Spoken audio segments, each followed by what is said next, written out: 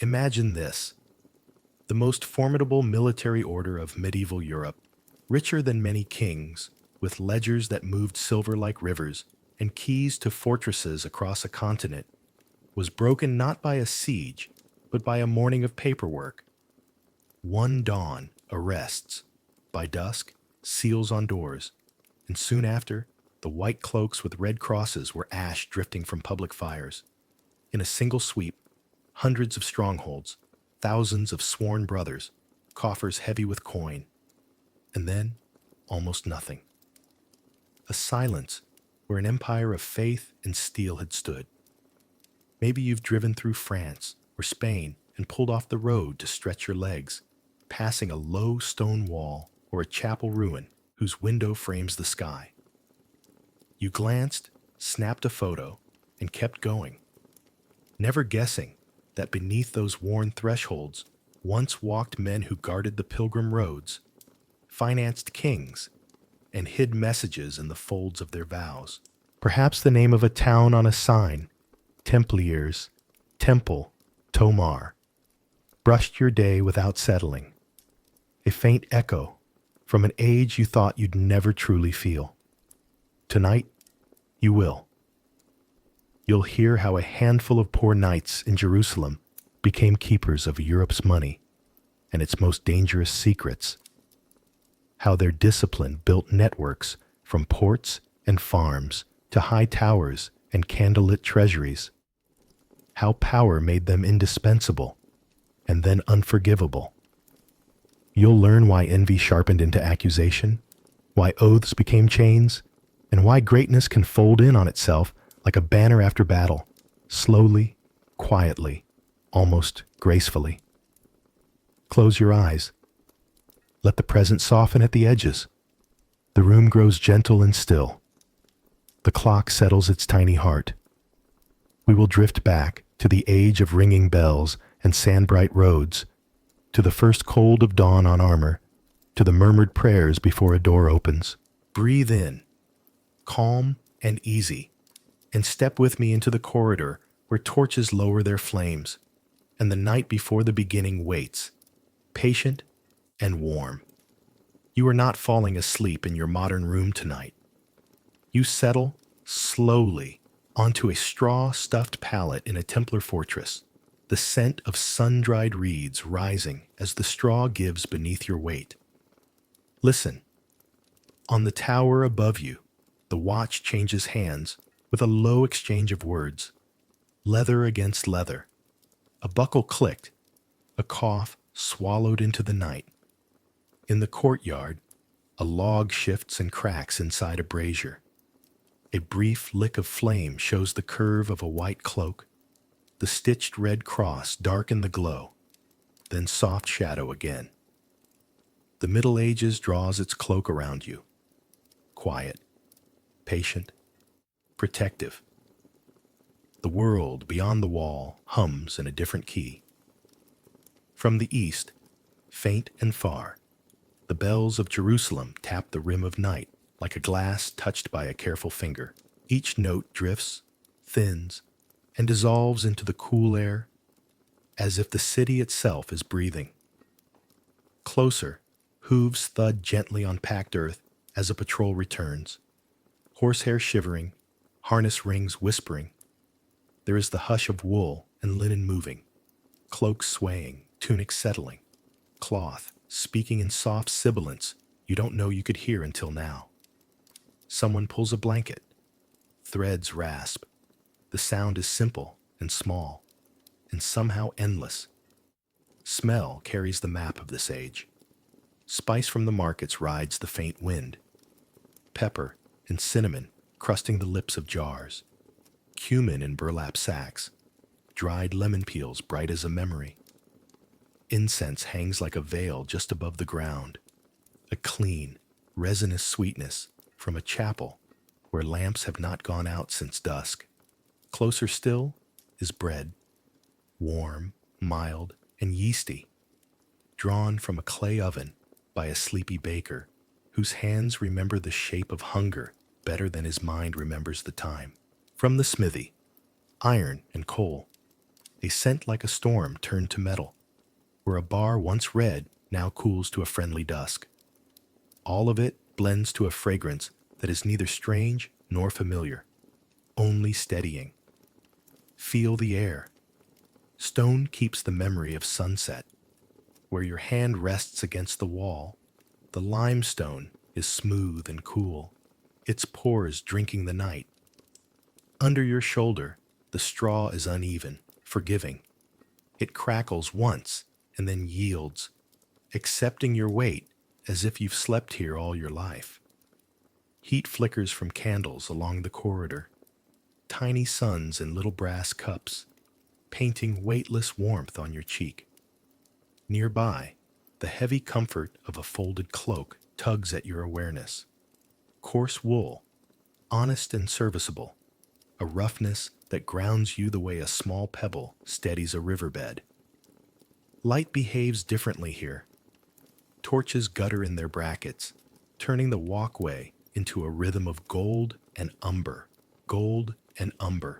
a soft metronome that slows your chest. The sky above the inner court is a shallow bowl of indigo. A star is caught on its edge, trembles, and stays. If you close your eyes, you can still sense the light's movement, how it leans, how it settles.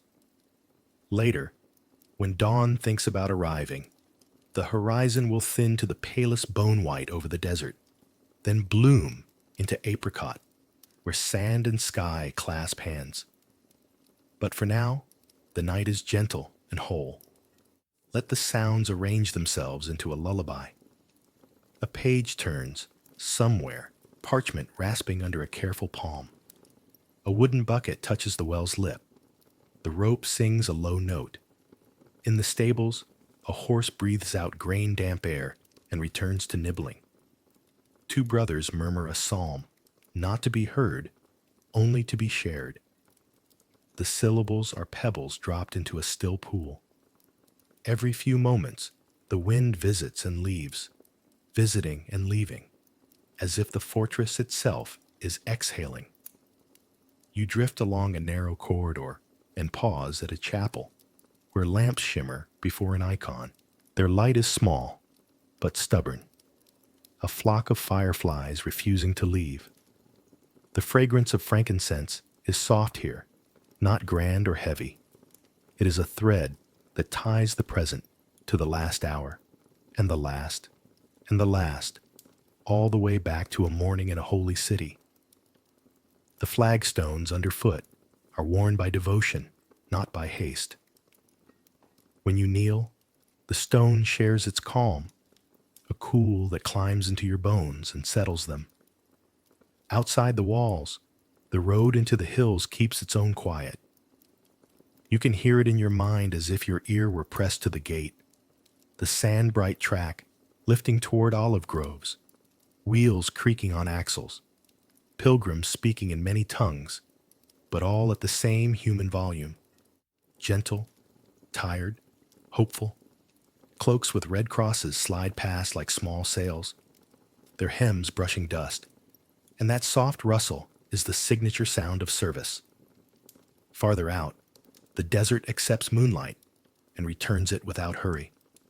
Now, notice the craft of the place. In the armory, links of mail hang like rain paused mid-fall, a faint metallic whisper when the night turns them in their sleep.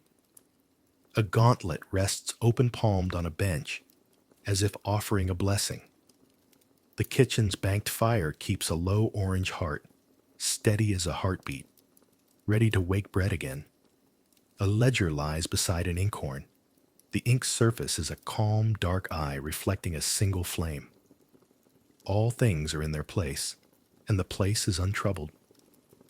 Breathe. Inhale easily, as if the air were being folded for you. Exhale slowly, as if the night were smoothing your thoughts the way a groom smooths a horse's neck.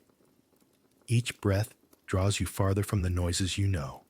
Distant traffic, bright screens, hurried clocks, and closer to the ancient, slower metronome of bells, hooves, cloth, and fire. You are safe here. The wall is thick. The gate is barred. The stars mind their watch. Sleep is not a fall, but a passage. It begins in this courtyard, by this small fire, near these quiet men whose lives are woven of duty and prayer. When you are ready, you will go with them to the places our story keeps, to the markets that smell of spice and early bread, to the chapels where lamps tremble like dew, to the roads that rise toward dawn. For now, let the fortress think for you. Let the century change around you, and feel how it changes nothing essential. A stone under a hand, a candle answering the dark, a breath going in and a breath going out. Calm, unhurried, kind. He was born to furrows and weather. Hugo learned the weight of a wooden yoke before he learned letters, the names of clouds before the names of saints. In the fields outside Chartres, the wind combed barley into ripples, and the cathedral's half-risen towers stood like two quiet prayers against the sky. He could tell the time by the bell's voice, the bright hour for work, the low hour for rest. And by the way, his mother pinched a crumb of dough, testing if it had risen enough for the oven. Life was measure and rhythm. Plow, mend, harvest, winter. The body learning what the mind never needed to name. He was not unhappy. He knew the taste of early pears and the hush of snow when everything small, even a mouse, seemed to speak more softly. But there was a yearning in him, the kind that shows itself as listening.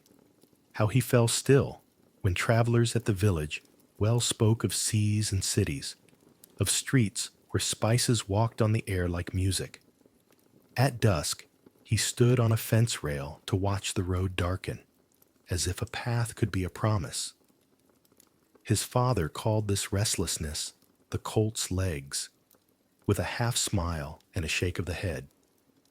His mother touched his cheek and said nothing, as if she had always known he would go farther than the hedgerow. When the preacher came, he spoke not with thunder, but with certainty, as if reading a letter addressed to each person by name.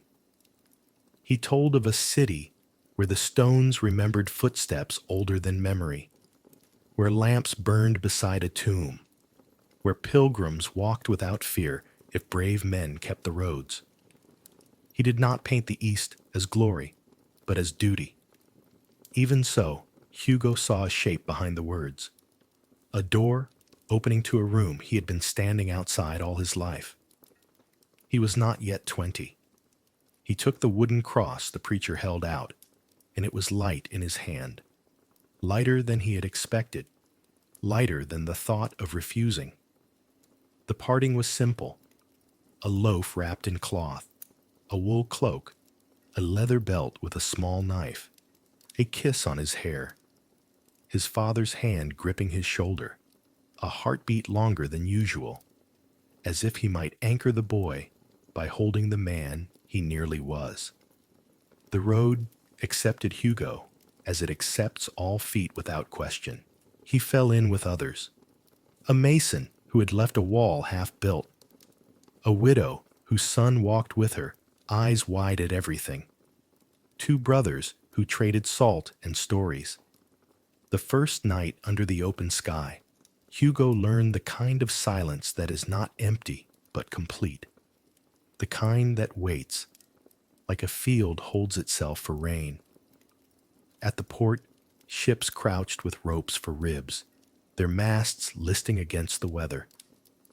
Hugo stepped aboard and learned the smell of pitch, the squeak of wood at a swell, the way the sea teaches humility by giving everything emotion. Men muttered prayers in different tongues and found that fear makes a single language of breath. He slept poorly the first nights, cradle rocked by the water, and then suddenly he slept well, trusting the sea's old hands to hold him. At dawn, the horizon opened like a slow book. He watched and did not know what he watched for. only that he would know it when it came. The Holy Land was not thunder. It was dust and light and a way of walking. The sun printed hard shadows. The air carried the thin, clean taste of distance. Roads braided themselves to markets and shrines, to gardens walled with earth the color of honey, to villages where goats drifted through doorways as if they were thoughts. Hugo learned to drink slowly, to bind a scarf across his mouth when the wind lifted the ground and threw it into the face of day. He learned the courtesy of shade. He also learned fear. It did not rush him. It arrived like a quiet guest and sat down. Word of skirmish would go out, and the camp would become a hive with no visible queen. Hands finding buckles, shoulders accepting weight. Prayers poured not from courage, but from need.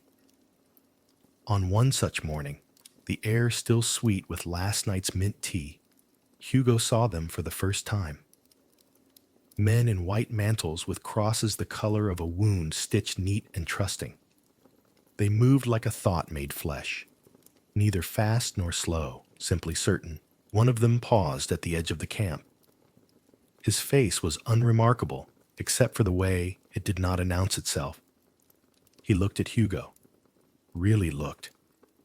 And then he nodded, as if recognizing a word he expected in a book he'd never opened.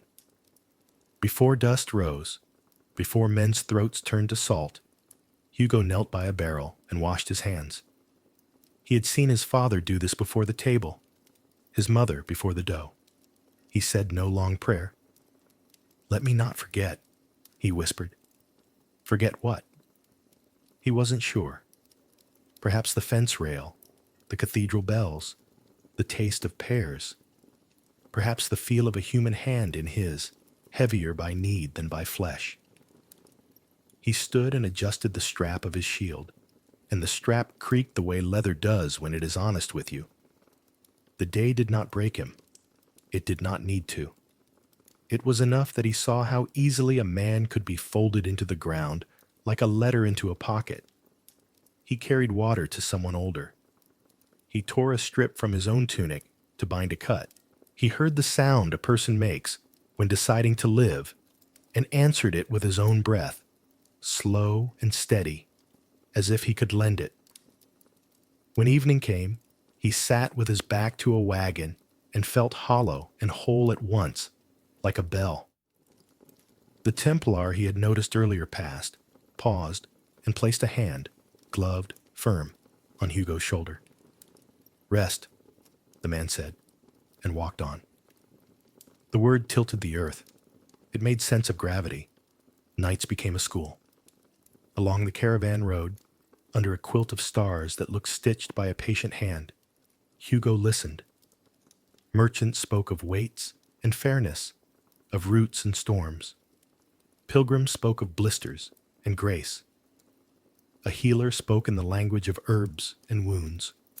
She taught him how to find the sour sweet plant that cools a fever, how to clean a blade with sand when water is too precious.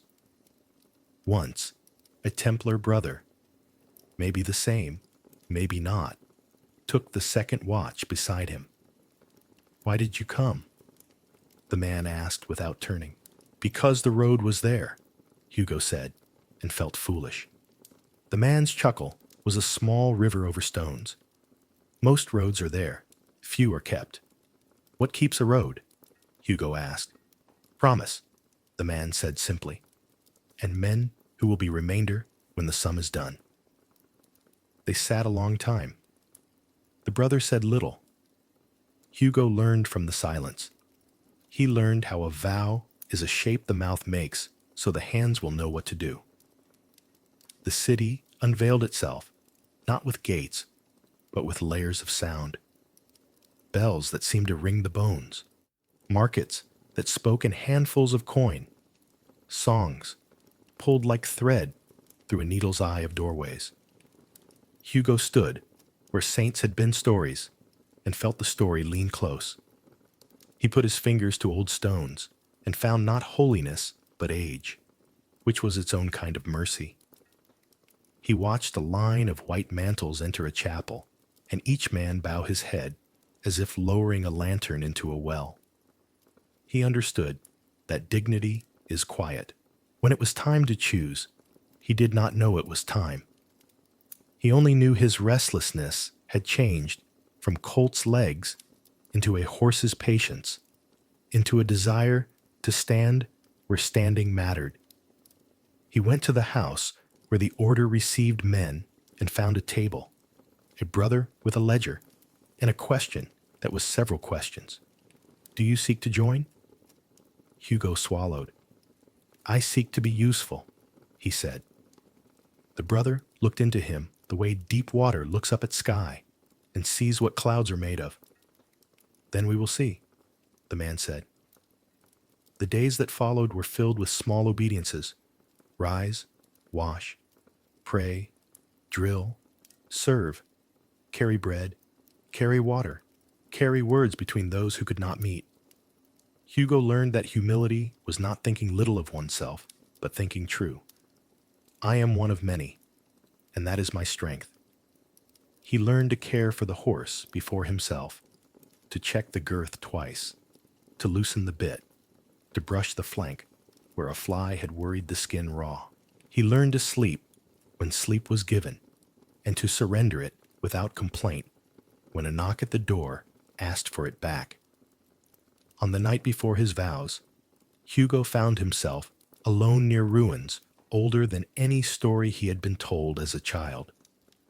Moonlight collected in the cracks like a clear water no bucket could keep. He walked with his hands clasped loosely, as if holding a book he could touch but not read. He spoke to God without bargaining. "You have given me roads," he said softly. "Give me steadiness." Far off, a night bird called once and then again. He thought of his mother's hands at dough, of his father's grip, of barley rolling in a wind like a congregation rising to its feet. He felt fear. Yes, fear of death, of failure, of being found wanting by men whose eyes were trained to weigh. But he also felt something that ran underneath fear, like bedrock. He did not have a name for it. Perhaps it was simply yes. Morning came with the clean taste of discipline. In the chapel, the stone was cool, the silk of silence unbroken until it was made into prayer. The white mantle settled over his shoulders. It was heavier than it looked, like truth. The red cross lay against his chest without heat or chill. His name was spoken, and he answered, and it felt as if the answer had been waiting for him to grow into it. Pride came, but not the loud kind. This was a warmth behind the breastbone, the feeling of a door that had always been there, opening onto a room he could finally enter. Doubt did not leave. It learned its place. Time afterward arranged itself in duties. He worked beside brothers whose histories he did not know, because it was not necessary to know them. He learned to read ledgers that tracked grain as carefully as gold, to send a message secure, not in paper, but in person. He walked beside pilgrims and kept the road a promise. He watched a child fall asleep on a mother's lap in the shade of a chapel wall and understood why stone churches are called shelters. In the armory, he learned that a sword must be clean, not because blood is shameful, but because rust is a kind of forgetting. He learned that mercy has a weight equal to justice, and that both must be carried with two hands. Prayer before battle changed as he changed. It was no longer a bargain or a request to be spared. It became a remembering of the fields, of the fence rail, of bells, of bread, of men's eyes when they were thirsty and then not, of the way a vow makes the body a vessel. "Let me not forget," he still said, but now he knew what he meant. The fear of death visited, courteous and direct. He welcomed it as one welcomes a messenger.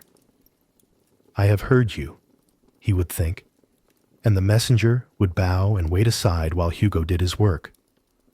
One night, along a caravan track, wind came down from the hills and brought with it the smell of wet stone. The camp drew closer around its small fire. A merchant played with a coin on his knuckles. A boy coughed and fell quiet.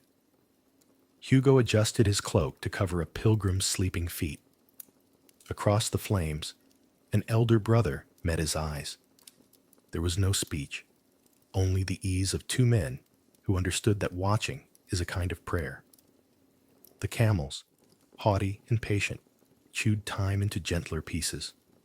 Above them, stars described the old, slow grammar of the sky.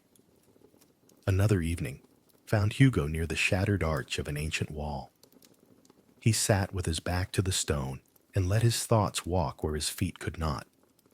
He pictured a village far away, a woman opening an oven, steam rising like a blessing, a man stepping out to taste the weather.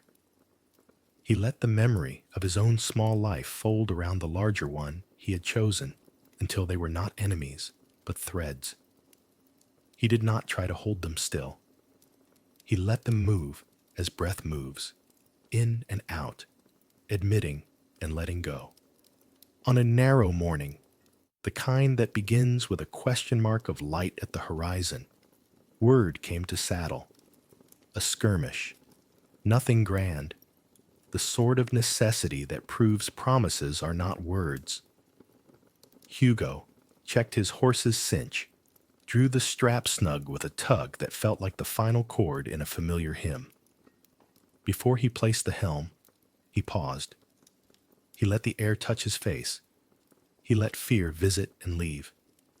He remembered the cool of the chapel stone. When the time came to ride, he rode without haste. He kept the line. He kept his breath. He kept the road. What is pride? For Hugo, it became the quiet knowledge that his life fit inside something larger without being lost. He did not become a legend. He became a lantern. Sometimes the lantern burned in wind, and sometimes in stillness. Sometimes he felt the tremor in his own hand, and sometimes he did not. Always, the light was for the road. When night folded the camp again, he returned to the small obediences that are the bones of great work. He rubbed down the horse. He set his sword aside. He bowed his head. A brother passed and placed a hand on his shoulder. The same gesture as years ago. Perhaps the same man. Perhaps another. Rest, the voice said, and he did. Sleep came not as an escape, but as a friend who knows where you live. He lay on a straw pallet that accepted his weight the way fields accept rain. And in that drifting borderland, where thought loosens its laces, Hugo's doubts did not vanish. They softened. They took their place beside faith like well-mannered guests, leaving the heart free to do its work. If he dreamt of roads kept and promises kept, of bells that counted what mattered, of hands that carried water and hope in equal measure. He dreamt of a white mantle spread on a bench to dry in a square of sun, of a child asleep under it like a small bird safe from weather. He dreamt of home, which is not always a place, but a practice. Breathe with him now, in that simple cadence that brings the world to rest. Inhale, cool stone, warm bread, a horse's calm eye. Exhale, dust settled, fears leaving like tired birds. Somewhere, a brother is replacing a torch in its bracket, and the new flame takes hold without argument. Somewhere, a chapel lamp trembles and steadies. Somewhere, a road waits for feet that will keep it. Hugo closes his eyes. The night keeps watch. The vow keeps its shape. And sleep, quiet and complete, lowers its hand upon him, as gentle and certain as dawn. The order is not a single blade of grass. It is a field. From a distance, you might see only the line of white cloaks in sun, but step closer, and the pattern widens. Farms and forges, granaries and mills, yards of rope and bales of wool, barns full of oats for horses that must be ready at dawn. The Templars are warriors, yes, but they are also stewards, clerks, builders, ferrymen, and keepers of keys. Their work touches the day the way a river touches every stone it passes, gently, persistently, changing both itself and the banks. In the towns of Europe, their houses are busy in a quiet way. A lay brother opens shutters in the early light. Fresh air pools on the floor like cool water. A clerk unrolls a ledger written in a patient hand, lines of numbers that are not riches for themselves, but weights and measures of promises kept. A mill turns because a stream keeps its word to the wheel. Grain becomes flour. Flour becomes bread. Bread becomes strength for men who will keep roads and contracts honest. A peasant brings a rent in eggs and barley, shy under the gaze of stone walls. He leaves with a receipt that he cannot read, but trusts, because the brothers wrote it, and they do not jest with ink. They are guardians of the road, not only with lances, but with letters. A pilgrim can sell his coins to a Templar house in Burgundy and receive a ciphered note. He will travel light, and at the far door, maybe in Sicily, maybe in Acre, he presents his folded proof. The clerk at that far table reads what only trained eyes can read, nods, and returns to the man the worth he carried in trust across seas and deserts. No chest to tempt thieves, no clink to betray him at night. To the pilgrim, it seems magic. To the order, it is mercy, arranged in ink and wax. In the East, their fortresses keep the posture of alert sleep. Walls lift out of rock as if grown there. A sentry walks the curtain in measured steps, his shadow moving from Merlin to Merlin with the patience of a sundial.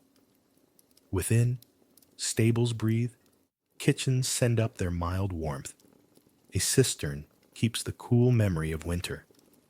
A chapel lamp, carefully trimmed, draws a small gold circle on the floor. Discipline is not hard edges here. It is a smoothness, a practiced ease. Helmets aligned on a shelf, saddles oiled and resting, spears checked for splinters. The brothers know that when the world calls at the gate, the body should not be startled by neglected tasks. Brotherhood is a long habit. They eat at a common board, in silence except for the words allowed by the rule. Necessary speech, short and clean. Their food is plain, their dress unadorned, wool that speaks of work, a white mantle granted only to those who have taken vows. In the dormitory, boots stand in pairs, cloaks folded. In the armory, harness hangs as if it were a row of sleeping men. There is laughter, in the yard, in the stables, at the well. But it is gentle, mindful of others' prayers. When they drill, the sound is metronomic. Leather, iron, breath. Leather, iron, breath. When they rest, it is a rest that keeps its shoes by the bed. Their code is simple to say and hard to live.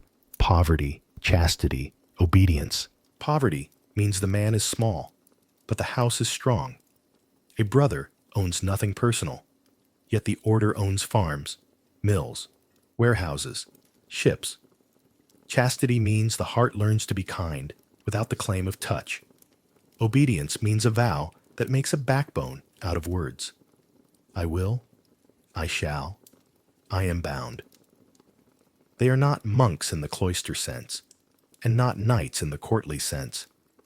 They are a bridge between altar and gate, carrying prayers to the road and returning with the road's needs to the chapel step. Because they carry both sword and ledger, the world names them by two mouths.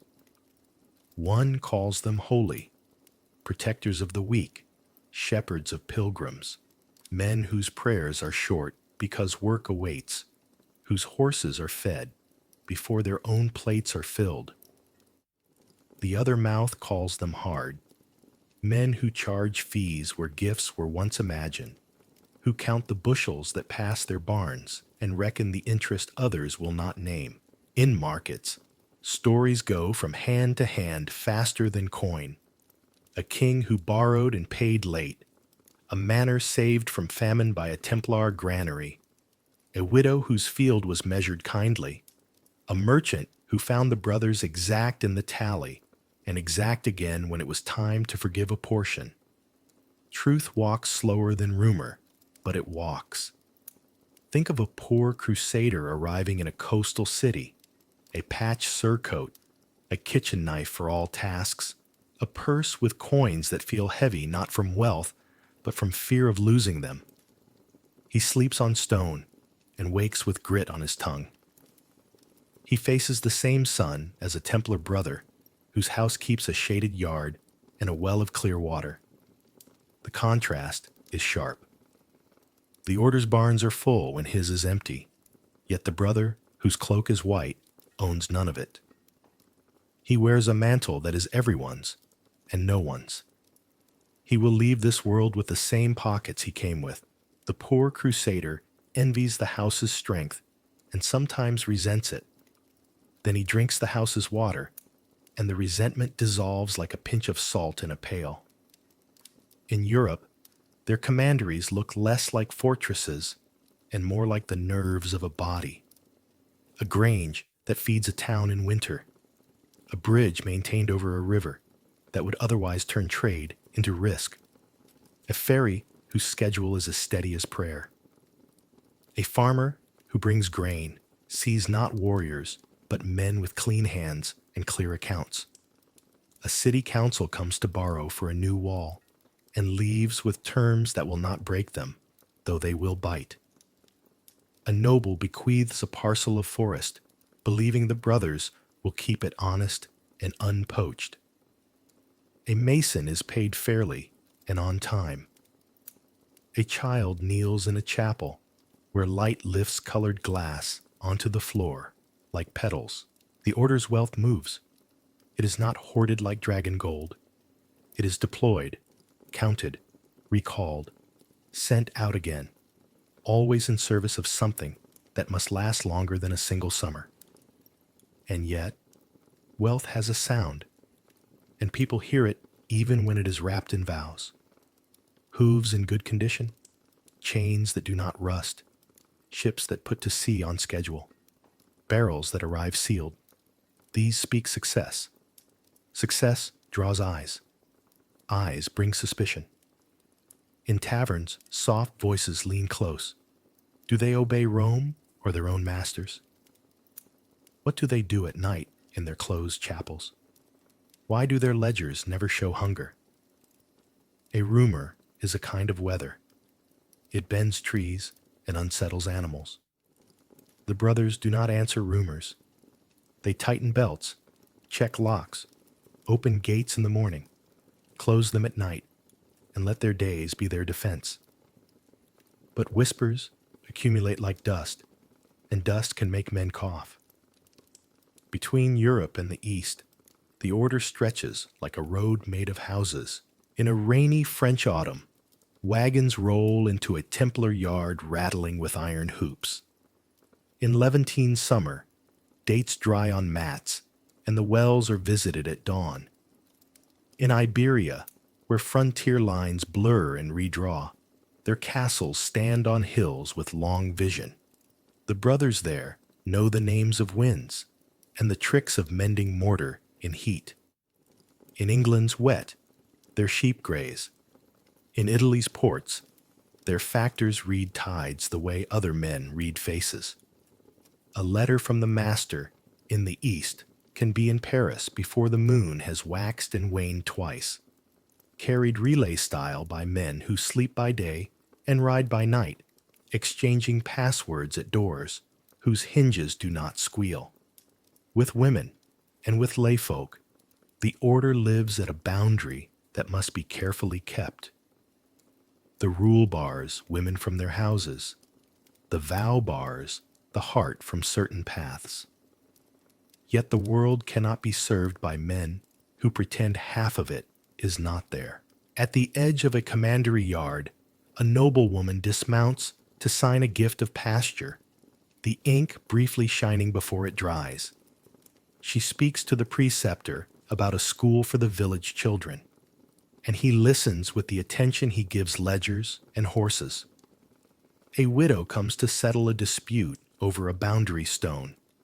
Two brothers walk the field with her at midday, set the stone where fairness says it should be, and leave a mark others will respect. A girl brings her lame goat and waits outside the gate. A lay brother kneels, trims the hoof, and sends her home with a handful of oats for luck. These are not breaches of the rule. They are its fruit, the capacity to serve without possession, to be present without claim. Still, legends grow, because the order is closed, and the human heart loves a locked door. In villages, someone's cousin swears he saw a midnight ritual. In cities, someone's uncle speaks of treasures hoisted at the moon's bidding. Mothers hush children with tales of secret trials. Lovers pass each other notes cut with temple-shaped seals, as if the mark itself were a charm. The brothers let stories be stories. Their real mysteries are simple. Why a man rises before dawn without being told. Why a ledger is straight. Why a soldier weeps quietly in a dark chapel and then rises with calm in his bones. Their brotherhood, as seen from within, is a daily kindness. The old are not left to struggle with buckles. The young are taught not to bully leather into breaking. A man is praised for perfecting a small task. A man is corrected without humiliation for neglecting a large one. At table, a server moves like a tide, present, then gone, then present again with bread. In illness, the infirmarian's room smells of rosemary and clean linen. A hand rests on a fevered brow with the assurance of a vow that does not fear flesh. On feast days, their voices swell in hymns that rise like barley on a windy day, not because the music is learned, but because it is shared. Inside, their strength is softness, and inside, their softness is steel. A merchant knows that a Templar word given in the yard is worth the ink of any contract. A pilgrim knows that a Red Cross cloak on a road at dusk means the last mile will be safer. A farmer knows that if the winter is particularly cruel, the brothers will open the granary and close it again with less inside, because that is what a vow looks like with wheat. But the double image remains. To some, they are saints with horses. To others, they are counters of coin who turn the gospel into arithmetic. The truth moves like a pendulum between opinions and comes to rest in the work itself. They keep their swords ready and their accounts clean. They fight when they must and calculate when calculation can spare blood. Their humility looks strange next to their resources. Their poverty, edgewise with their barns, confuses those who want signs to accord neatly with surfaces. The order is a paradox worn openly. A man who has nothing rides a horse finer than a lord's. A house that could crush a village with debt forgives a portion and calls it balance. At the threshold between their houses and the world, life braids together. On market days, villagers drift past their gate and feel safer for it. A farmer slips a note to a brother asking for prayer for a sick child. A baker sends the second loaf because the first rose too fast. A midwife stands in the shade and drinks a cup of cool water, then returns to her rounds.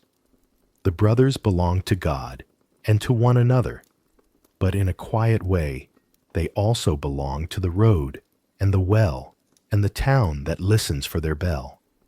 At night, the same discipline that makes them fearsome by day becomes a blanket, Beds aligned, boots paired, prayers completed, then the deep hush that follows an honest day.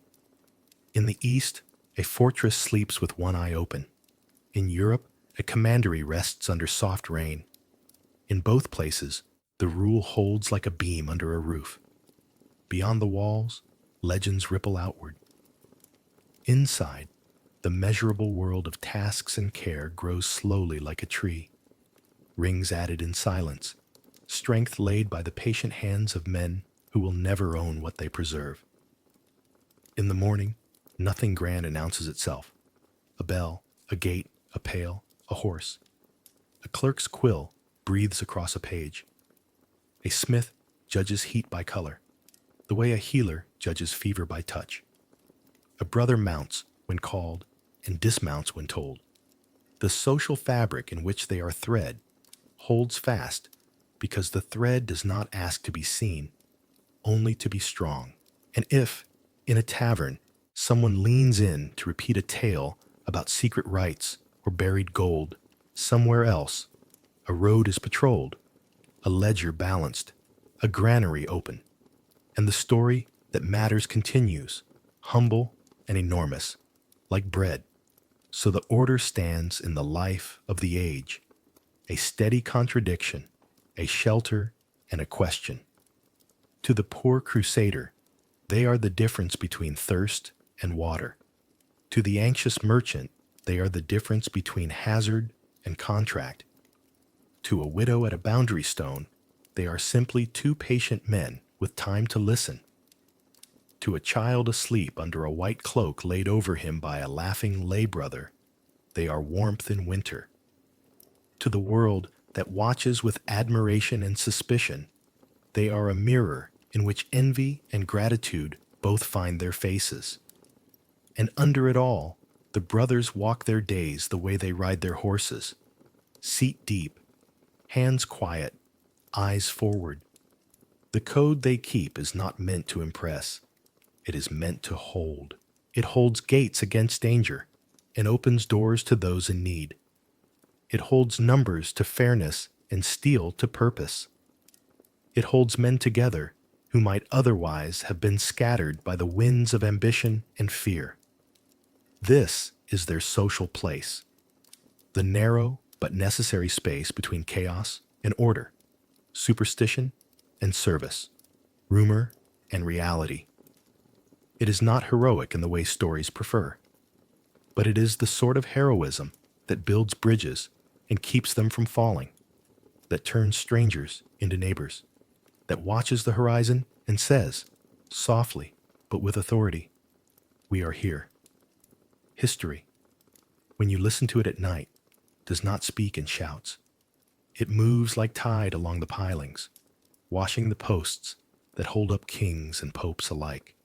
In that slow water, the Templars stand as a set of pilings themselves, unadorned, necessary, and taken for granted until a storm reveals what they bear. Across medieval Europe, power is a lattice. Bishops and abbots, counts and dukes, city councils grown confident behind new walls, kings who dream of sovereignty over men who still remember their grandfathers' plows. Above, the papacy gathers a spiritual sky into a single horizon. Below, parishes and fairs pulse like village hearts. Between altar and throne, the brothers of the temple learn to speak two languages, devotion and account. A cathedral chapter needs a loan to finish a nave before winter. A queen requires safe transfer of dowry across hostile borders. A pope seeks steady funds for a garrison at a brittle frontier. The order's houses answer with ledgers and seals, with couriers who ride by moonlight, with barns full of grain that can be turned into coin and then back into bread. Kings discover quietly that a vow of poverty kept by many can finance the ambitions of one. That reliance grows thread by thread. A monarch delays repayment, then delays again, then sends a ring as pledge, then asks only for a season, for custody of some Templar income. A pope, far from the Levant, must still pay men who guard churches that open onto desert roads. The safest purse is one that moves on horseback and can be opened only by a sign and a name. In chancery and sacristy alike, sober men begin to think of white mantles when they think of stability. The temple becomes a sort of hinge on which Europe's door swings, and hinges are least noticed when they work. But the hinge was forged for a door called Jerusalem. At first, the order is only a handful of knights who promise to keep pilgrims safe between the city and the river. Their rule is approved in 1129. Their mandate, both practical and luminous, grows. They become a woven part of the Crusader states, stewards of border castles, repairers of roads, a brotherhood whose very cloak is a credential that opens gates. When the Frankish hold grows slack, they pull it taut. When it frays, they stitch it from behind the scenes. And yet, history keeps its own schedule. In 1187, the sun above the horns of Hatton burns hard, and the holy city falls to Saladin. The brothers leave churches they had learned by touch, the cool lintel stones, the lamplight that trembled by habit in evening prayer, and turn their faces to the coast. Acre rises as heartbeat and harbor. The order remakes itself within walls that smell of salt and tar. Here their dual nature intensifies. Mailed riders at dawn, clerks at noon, guards at sunset, night watch in chapels, where God is asked for sense more than for victory. For a century they keep the brittle edge of Christendom from snapping outright. But stone, like bone, has a breaking point. In 1291, the siege closes like a hand. The harbor chokes with ships. Fire writes brief letters on wooden towers. The last defenders fight toward the sea. Some brothers die at their posts. Some carry wounded to boats. Some, we can imagine, look back once as the city folds into smoke and then face forward because vows face forward. The Holy Land recedes like a shoreline in mist. The order returns to Europe burdened with a success nobody needs and a failure everyone will remember. They bring back discipline, a network, property held in trust, and debts, both owed to them and by them. They also bring back a problem no rule can solve. An institution designed for a frontier now stands at the center of a continent that has moved on. The frontier reappears at court, in chancery, in rumor, where paper and whisper do what swords cannot. And in France, a young king with a handsome face and a hungry treasury takes the measure of this paradox that wears white. Philip IV, called the Fair, not for justice, but for the pale beauty of his countenance, lives at the hinge where medieval monarchy hardens toward modern state. He needs money as a body needs breath. To tame barons, to face England, to administer law that flows not from custom, but from crown. He has already tested his strength against a pope and found that popes, too, can be bent. When he looks at the temple, he does not see prayer. He sees liquidity. He sees autonomy. He sees an army he does not command, and a book of accounts to which he has no key. He owes them. That is intolerable.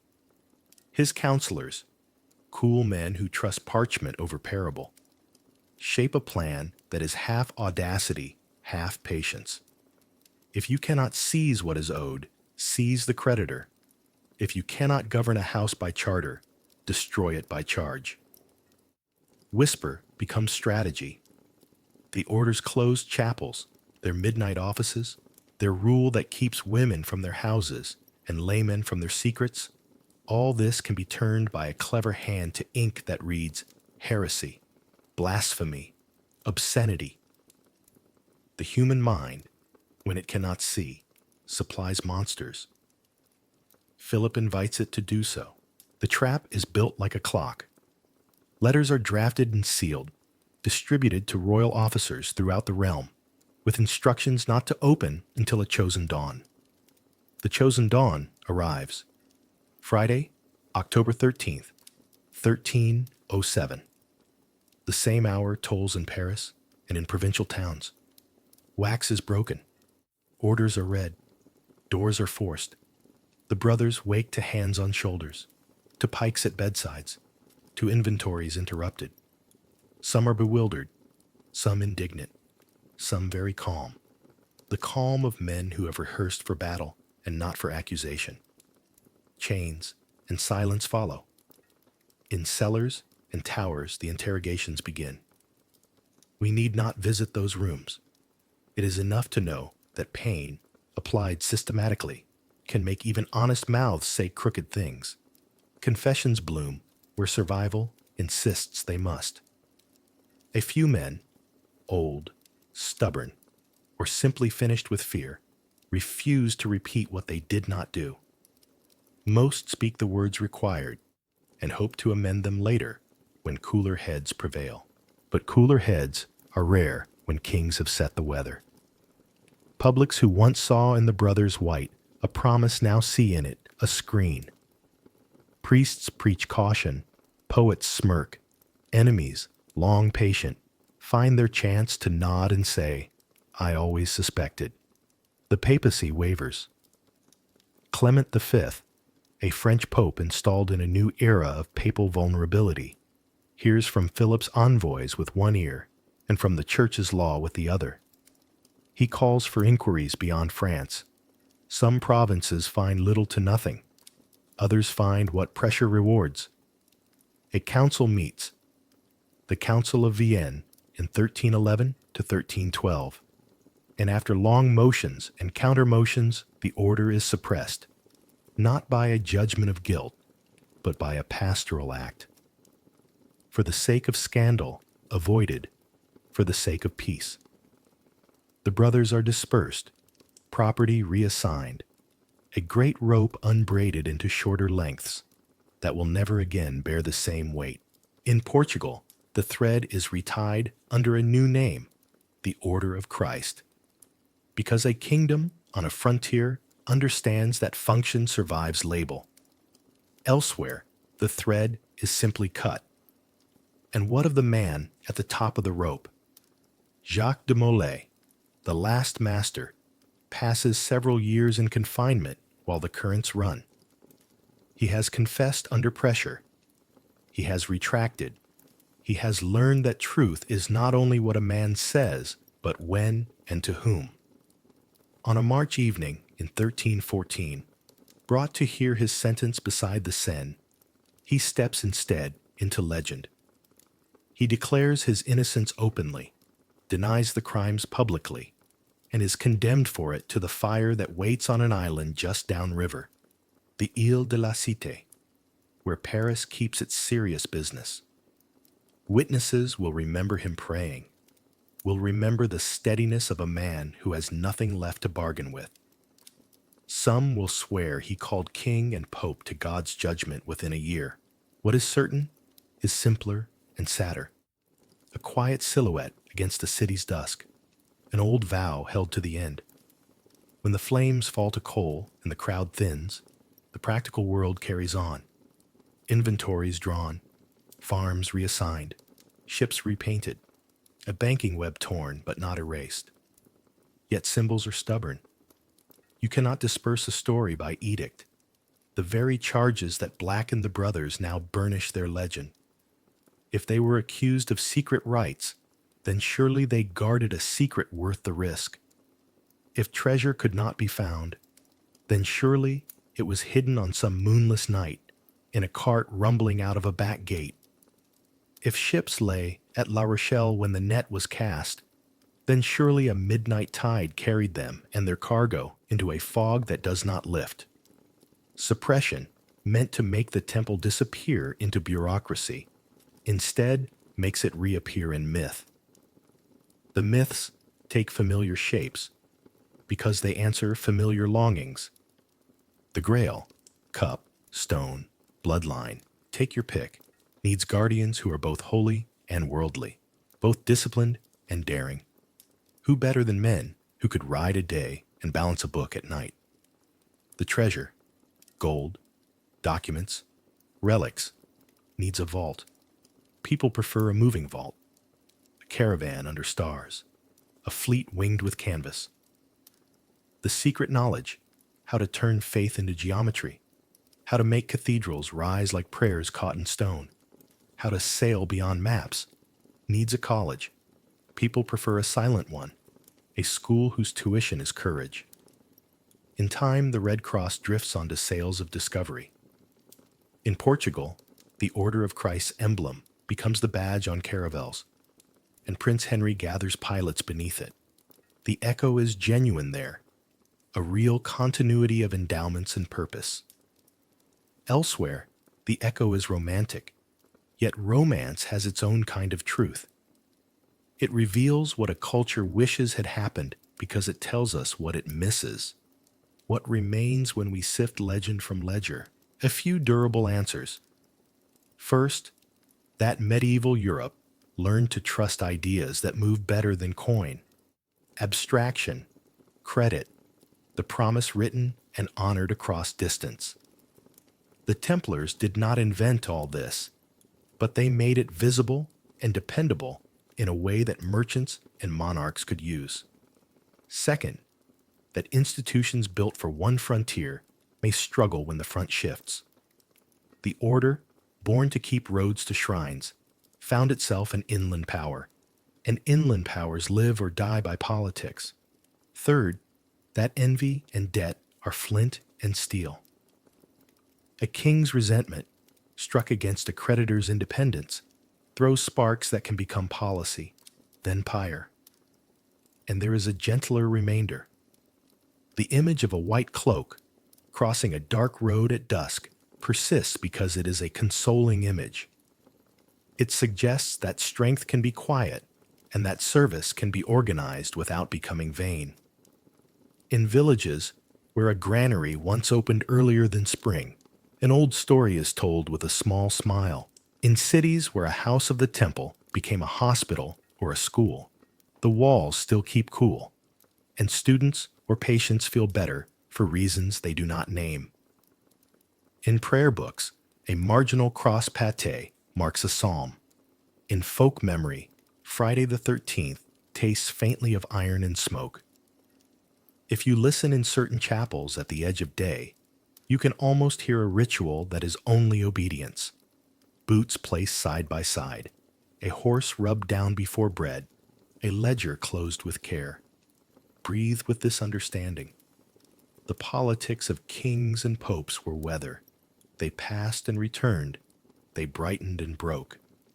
The fall of Jerusalem, the loss of Acre, were tides that turned on sands older than any vow. Philip's plot was clever, his letters perfectly timed. The arrests were real. The pain was real. De Molay's ending cast a long, warm shadow, because we want steadfastness to be noticed, at least once, at the end.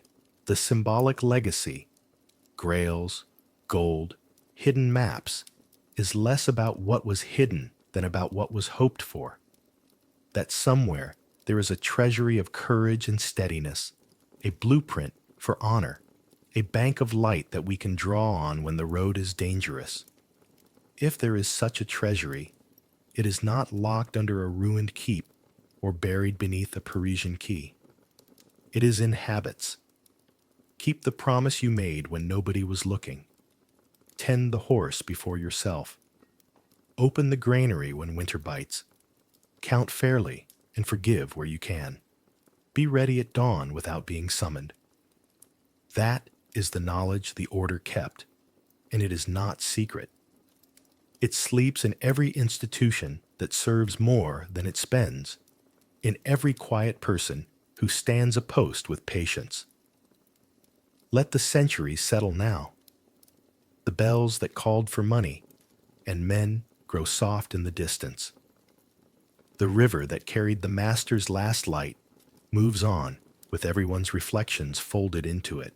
Lay the legends gently beside the facts and let both rest.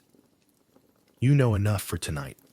How power leaned, how cities were lost, how a handsome king mistook strength for right, how a brotherhood met its end without shouting.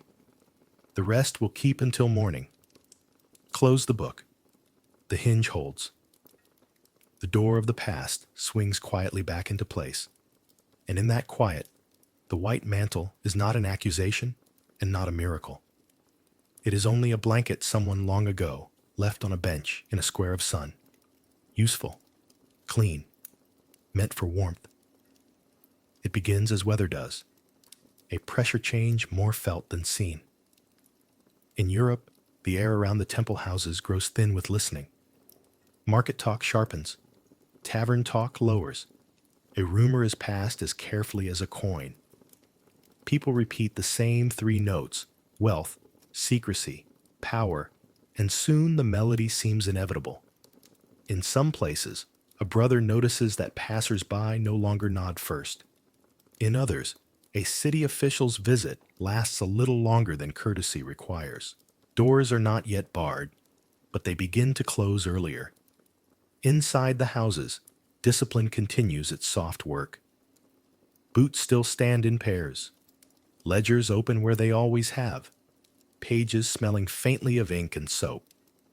Horses chew calmly. Harness is checked with practiced hands. The rule is kept because keeping the rule is what steadies the hands when the weather is strange. Yet even here, changes arrive like small stones in a shoe. A letter from a bishop asks for reassurance. A debt long understood is suddenly questioned. A lay brother sent to market feels the way a crowd turns. Not hostile, not yet. Curious in a way that makes the back straighten a little. Words outpace hooves. Somewhere a storyteller whispers about forbidden rites, about lamps turned low, about kisses that mean something other than peace. Somewhere else a merchant claims to know a man who saw a chest opened at midnight and light pour out of it like water. In certain pulpits, caution becomes warning. In certain antechambers, warning becomes policy. The Inquisition, which is a manner of questions as much as a set of men, takes an interest. Not everywhere, not all at once, but enough that brothers learn the exact sound of a knock that is not a neighbor's. Hugo feels the turn, like the creak of a beam in a trusted roof. He is older now. Gray has threaded his hair, and patience has deepened his breath. In a French commandery, he oversees small obediences, the oat bins, the shoeing of a mule, the charity bread at the gate. He prays as he always has, in the cool morning, short, without bargaining. He does not answer rumors. He does not know how to answer a fog. Yet at night, when the yard is empty and the stars are paying attention, he stands a moment longer beneath the eaves and listens, not for danger, but for steadiness. The months make their slow procession. Then the hinge turns. Across France, sealed packets wait in chests and under pillows, in saddlebags and on mantles, beside candlesticks guttering low. Each packet holds the same instruction, the same hour, the same surprise wrapped as law. The dawn chosen is a Friday, and the date is one that will gather shadows for centuries. October 13th, 1307. While the city mist is still deciding whether to lift, while bakers are shaping loaves by feel, while grooms are brushing out the night from horses' coats, the orders are opened. Men in the king's livery assemble. They carry lists and keys the brothers have never seen. The arrests are not thunder.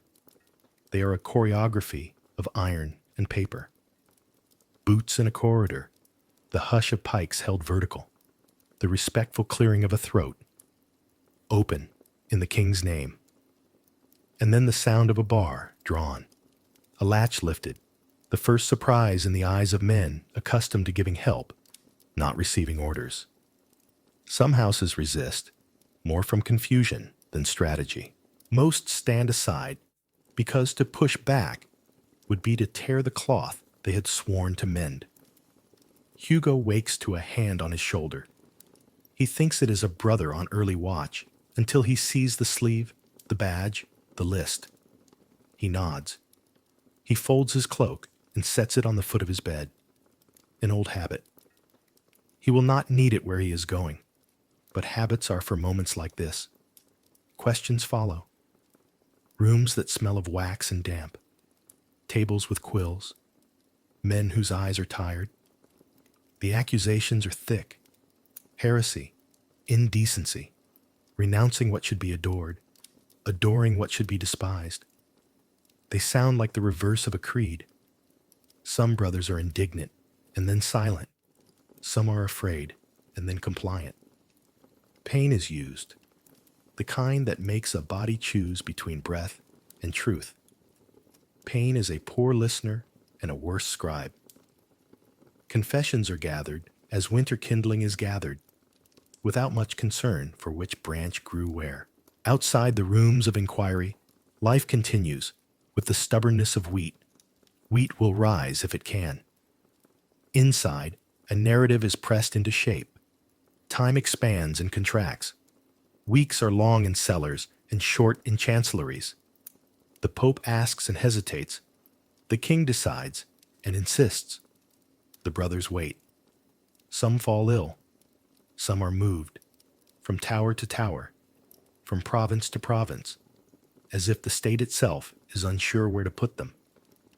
In towns that once trusted them, people choose new stories to believe because the old ones are suddenly heavy to carry. Years pass. The order is unmade, not in a single blow, but by a patient untying of knots. Properties are inventoried, reassigned. Commanderies are taken under new signs. In Portugal, a familiar work resumes under a different name because a frontier cannot afford ideology where function is needed. Men who wore white are given other tasks, other cloaks, or none at all. The lattice that once hummed with traffic grows quiet, then still. The barn doors close on other hinges, and then, in Paris, the long line of days that began with that Friday dawn reaches its brightest, briefest point. The Seine is a slow mirror. On an island where the city keeps its solemnities, a platform waits, and near it, faggots, stacked as neatly as ledgers once were. Jacques de Molay, last master of the temple, steps forward with another high officer. The evening is clear. People have come, as they always come to endings, out of duty, boredom, hunger for spectacle, or the simple wish to be near a hinge when it turns. The king is elsewhere. The pope is elsewhere. But their intentions are present, written in wood and flame. De Molay is not large, not theatrical. He is a man near the end of strength who has saved a little for this hour. He has confessed under pressure. He has retracted. Now, with the river's mild breath on his cheek, he lifts his voice not to argue, but to steady. He says what he must say to be himself again, that the order was not what the charges made it, that the brothers were men with faults and virtues, that vows were taken and often kept. He commends himself to God, who needs no paperwork.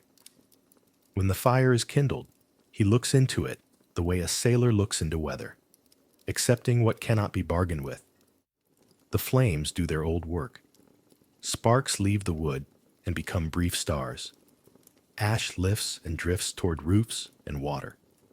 The crowd ripples, then quiets. Some think they hear a curse spoken toward king and pope. Some think they hear a prayer for the brothers. Some hear only the soft, inexorable voice of burning. Hugo is not there. He will hear of it later from a jailer who disliked his duty and respected as prisoners. But in that hour, something simple and irreversible happens. A story leaves a body and becomes air. Afterward, Paris exhales. The island returns to its usual traffic. The river continues, as rivers do, remembering just enough to keep its dignity. The practical world resumes its practical tasks. Seals broken, seals made, barns counted, horses reassigned. But the order does not end where the inventories say it ends. It ends and begins in the same motion, like a tide turning in place. In villages, a white cloak folded in a chest becomes an heirloom no one displays, but no one discards. In ports, sailors tell of ships that slipped out at midnight with no lamps and did not return, which might mean only that storms keep poor accounts. In Portugal, red crosses bloom again on new sails, honest work under a new patron, and the echo is real. In France, children are told to be kind to strangers because once there were men who kept the roads safe, and kindness is the only way to keep a memory from becoming a weapon. Hugo's thread is quieter, released at last, too old to threaten anyone, too ordinary to be an example. He returns to a countryside that still knows his name. He helps at a hospital where the bed linens smell of lavender. He mends fences. He teaches a boy how to measure a field with rope so the corners will be true. Sometimes he is asked about the order, and he answers as one answers about weather. There were years of good rain and years of bitter cold, and in both, we tried to keep the bread from falling short. He prays in a small chapel where the plaster is cracked and the lamp is stubborn. He sits on a bench outside and warms his hands in a square of sun. At dusk, he walks past a field where barley ripples the way it did when he was a boy with colt's legs. He listens for bells, still there, still telling a town when to work and when to rest. He thinks of brothers he loved, of ledgers he balanced, of roads he kept like promises. He does not trouble himself with legends, though he understands why they grow. People need a place to store their longing. The temple, emptied of men, makes a spacious jar. Breathe with him now as the era folds its edges. The escalation has spent itself. The noise has run down. The last flames are only memory, and even memory is gentle if we let it be. What remains is a shape you can hold without strain, a vow that looks like fairness, a discipline that looks like kindness, a courage that looks like showing up at dawn with your tasks in order. The order is gone, and the order endures. It is gone in the way a tree is gone when cut down, the trunk removed, the branches carted away. It endures in the way a forest endures, in seeds already sown, in beams already raised, in ships already launched, in habits already taught to hands that will teach other hands. It endures in the expectation that roads can be kept, that accounts can be clean, that strength can be quiet.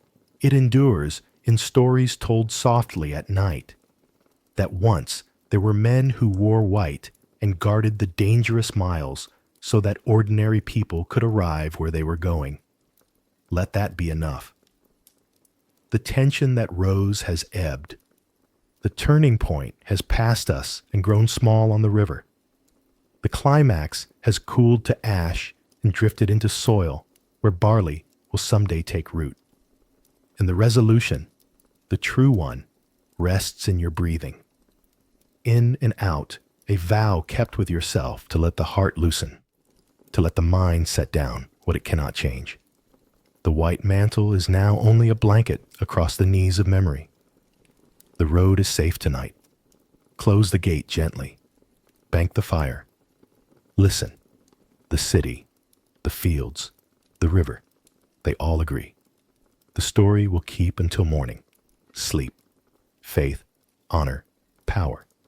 3 stones set in the same arch, bearing different weight, holding the same span.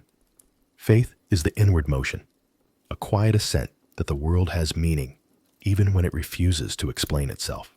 Honor is the outward motion, the choice to behave as if that meaning were visible, even when no one watches. Power is the pressure that tests both.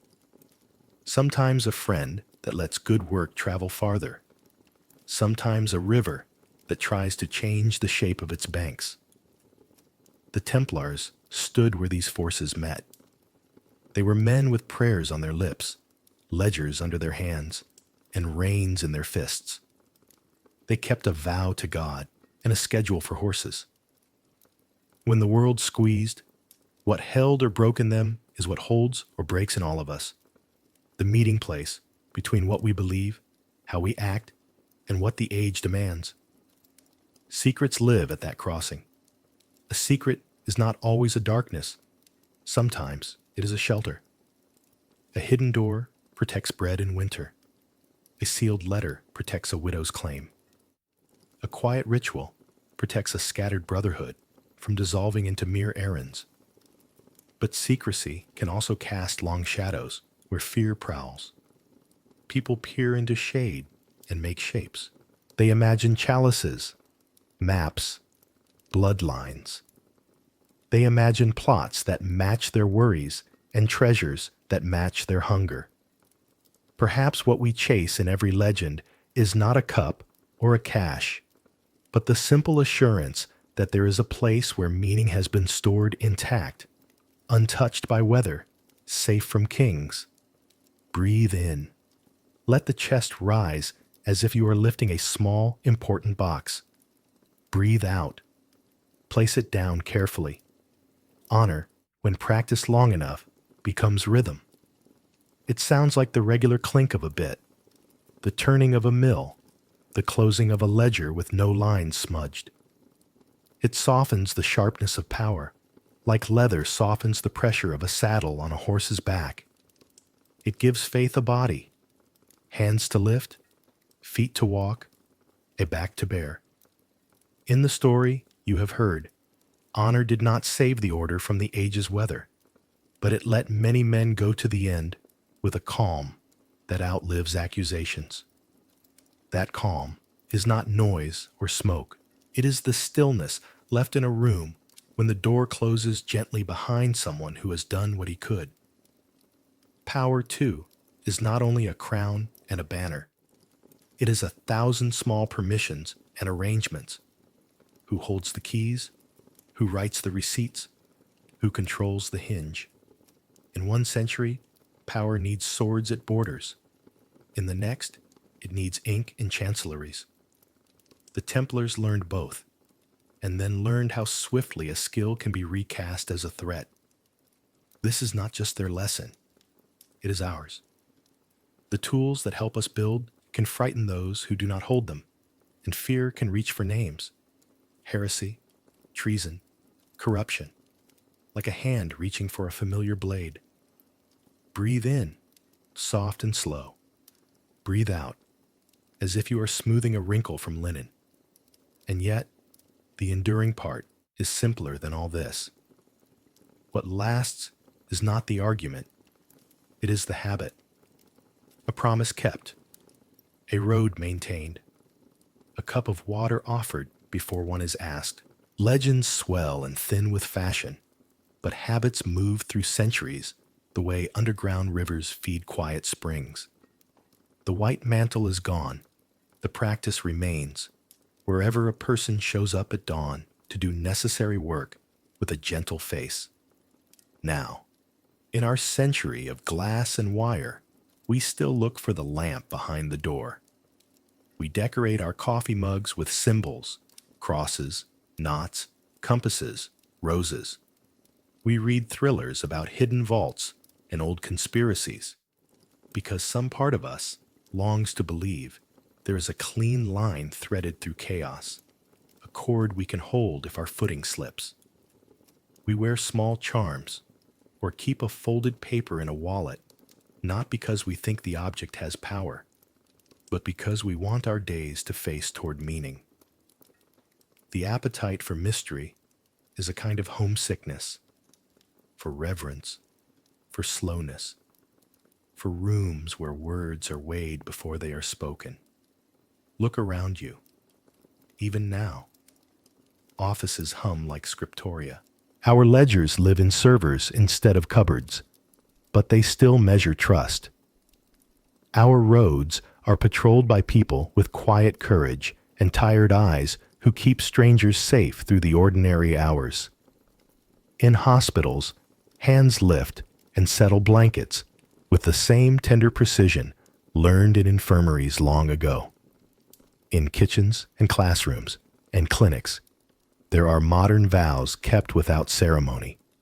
To be fair, to be useful, to do no harm, to show up again tomorrow.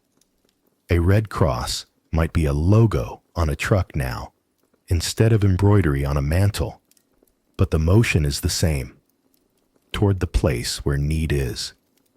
We also inherit the anxious part. We scroll through bright rectangles at midnight, looking for the story that will finally explain why the world feels unsteady.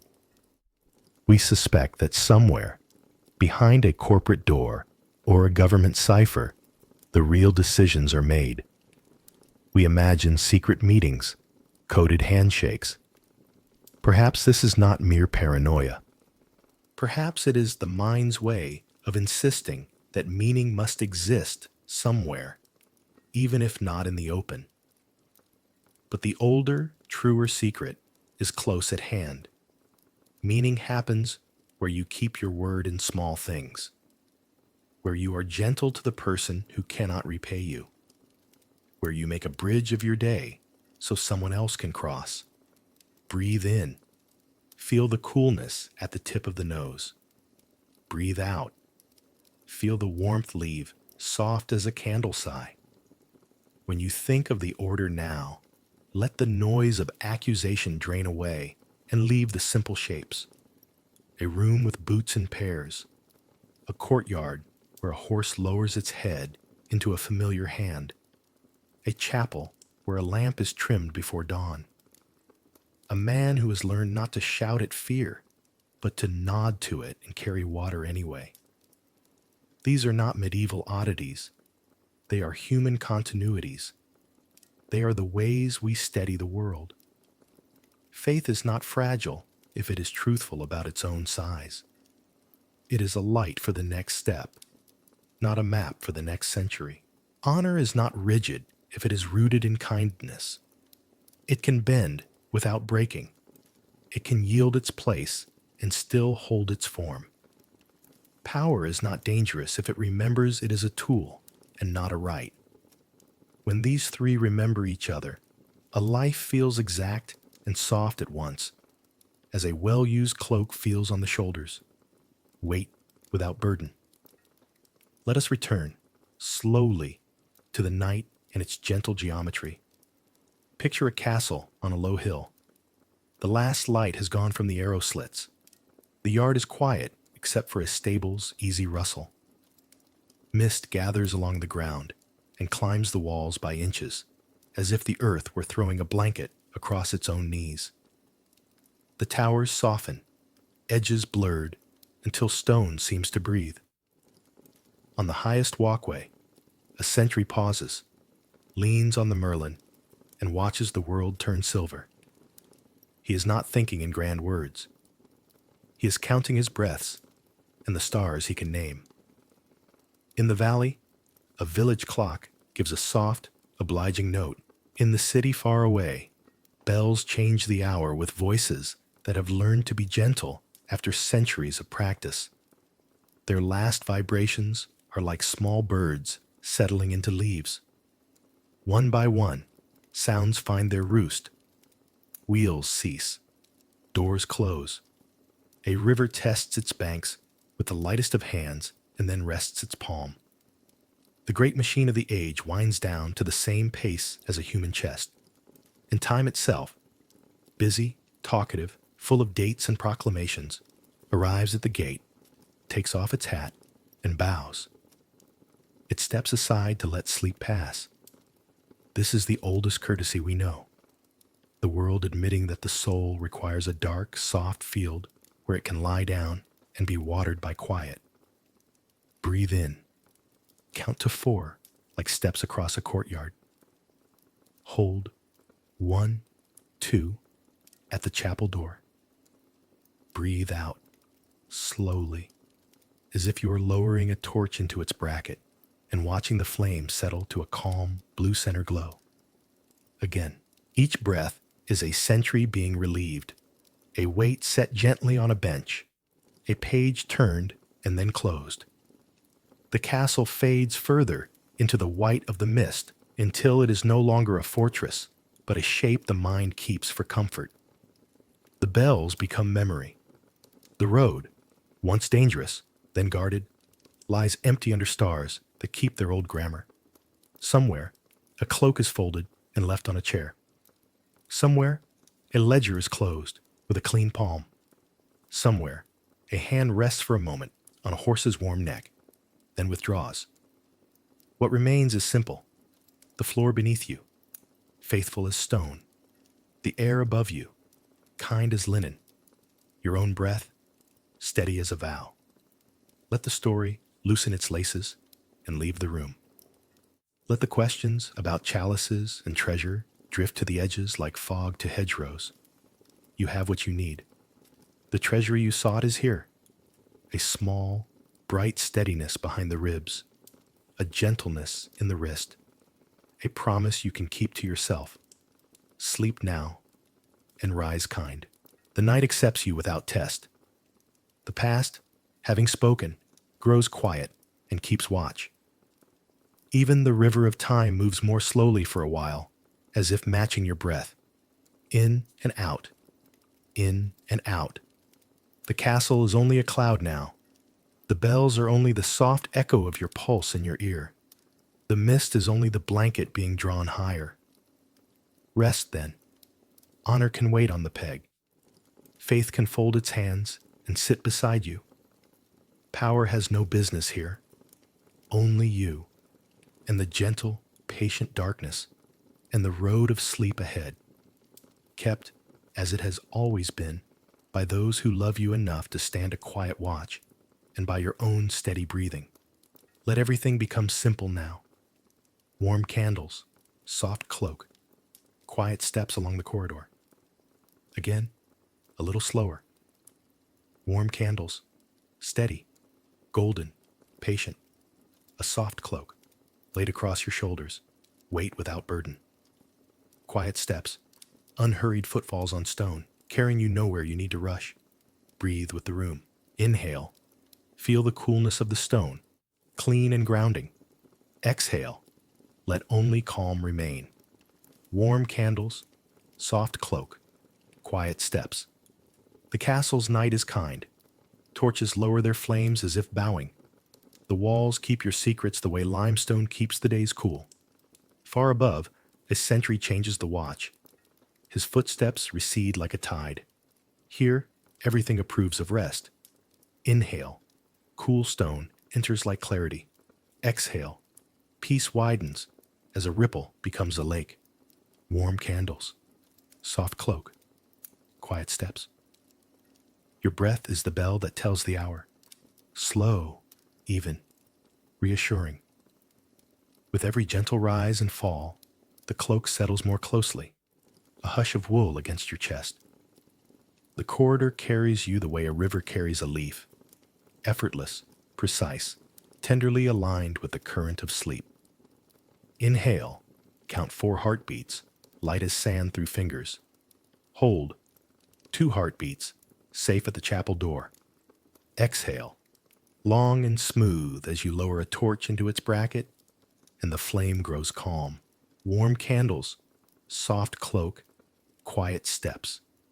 The mind sets down its helmets and ledgers. Tasks fold themselves and drift to their shelves.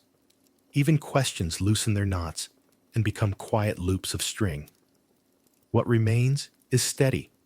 The bed beneath you like a faithful stone bench. The air above you like linen drawn fresh over a table. Inhale. the cool of stone. Exhale. Calm remains. If a thought arrives, let it be a lantern you touch and pass. If a memory appears, let it be a clean field at dusk. If a sound visits, the faint echo of bells, let it fade into the deeper silence waiting just beyond it. You do not have to carry anything across this night. The night will carry you. Warm candles, soft cloak, quiet steps. Even the castle dissolves, kindly, towers softening into mist, courtyards becoming meadow, the long corridor turning into a line your breath draws and undraws. The last small flame is your attention, and it steadies, blue at the center, untroubled, at ease. Inhale, cool stone, steady and true. Exhale, only peace remains. Now, let the images grow lighter, like feathers. A candle's halo, round and warm. A cloak's edge, resting at your wrist. Footsteps, now only a rhythm beneath thought. And lighter still, halo. Warmth, quiet.